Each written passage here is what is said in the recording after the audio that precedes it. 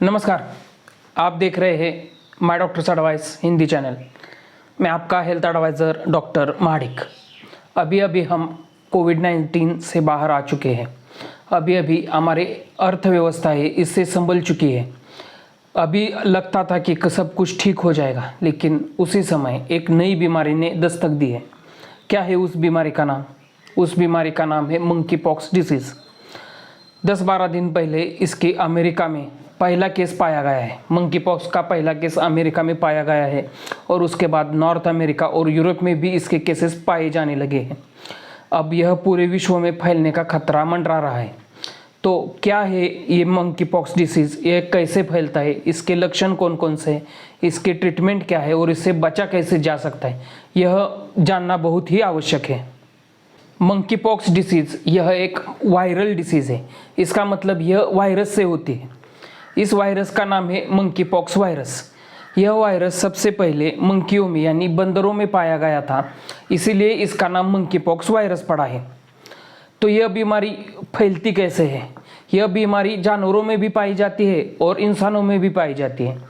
इंसानों में यह बीमारी जानवरों से भी आ सकती है और इंसानों से भी आ सकती है। यह कांटेक्ट से आती है, क्लोज कांटेक्ट से यह बीमारी फैलती है। कुछ जानवर होते हैं, बंदर होते, कुत्ता बिल्ली इसमें, या फिर रोडेंट्स होते, चूहा वगैरह, कोई भी हो सकता है। उस किसी भी जानवर को यह बीमारी हो सकती है।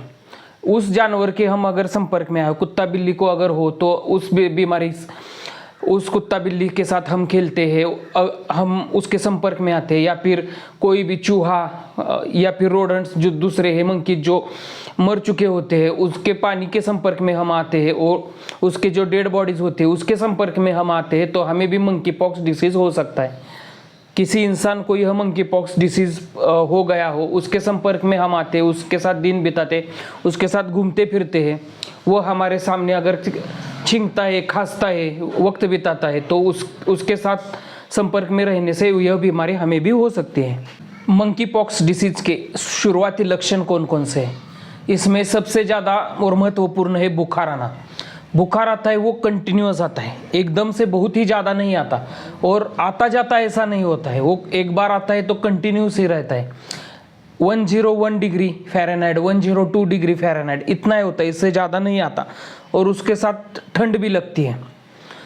बुखार के साथ साथ सिर दर्द, बदन दर्द, कमर दर्द, पूरा बॉडी दर्द करता है। शरीर के लिम्फ नोड्स सूज जाते हैं। यह इसका स्पेशल कैरेक्टरिस्टिक साइन है। इससे हमें पता चलता है कि यह मंकी पॉक्स डिसीज़ है। लिम्फ नोड एक प्रोटेक्टिव मैकेनिज्म है। यह कहाँ कहाँ होता है? तो गले में, मान पर, बगलों में, जांघों में यह होता है। यह सूज जाते हैं, इसी वजह से हमें टेंडरनेस महसूस होता है। हाथ छूने पर वो क्या होता है, वो दुखता है और सूज जाते हैं। छोटी छोटी गांठें इधर तैयार होती है। उसके बाद शरीर पर फोड़े आते हैं, शरीर खुजाता है। पहले जो फोड़े होते हैं छोटे होते हैं और खुजाने के बाद उससे पानी आता है। उसके बाद 1-2 दिन के बाद क्या होता है कि उसमें पस तैयार हो जाता है। जो मैंने पहले लक्षण बताए वो शुरुआत के लक्षण थे। 3 से 5 दिन तक यह रहते थे लिम्फ नोड तक के, और लिम्फ नोड तक के बाद जो खुजाना और छोटे छोटे शरीर पर फोड़े उठना, गांठ उठना, ये जो लक्षण है वो 5 दिन के बाद आते हैं। और उसके बाद 2 दिन के बाद उसमें पस होता है। पस खुजाने के बाद उससे बाहर आता है और लाल जो है वो लाल कलर के जो फोड़े होते हैं वो काले कलर के हो जाते हैं, वो बड़े बड़े हो जाते हैं और उनमें गांठ तैयार हो जाती है। ऐसा पूरे शरीर भर में होता है, कहीं भी हो सकता है, हाथ में, पैर में, पीठ में, छाती में, किधर भी छोटे छोटे फोड़े और गांठ तैयार हो जाती है। मंकी पॉक्स डिसीज़ के डायग्नोसिस के लिए PCR टेस्ट की जाती है। इससे पता चलता है कि मंकी पॉक्स डिसीज़ है कि नहीं।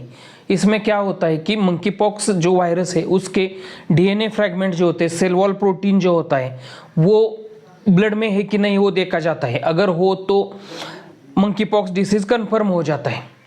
ट्रीटमेंट में मंकी पॉक्स डिसीज़ की ट्रीटमेंट, इसे कोई भी खास ट्रीटमेंट नहीं है। स्पेशल एंटीवायरल ड्रग इसमें कोई भी नहीं है और इसके खिलाफ कोई भी वैक्सीन अभी तक खोज नहीं निकाली गई है।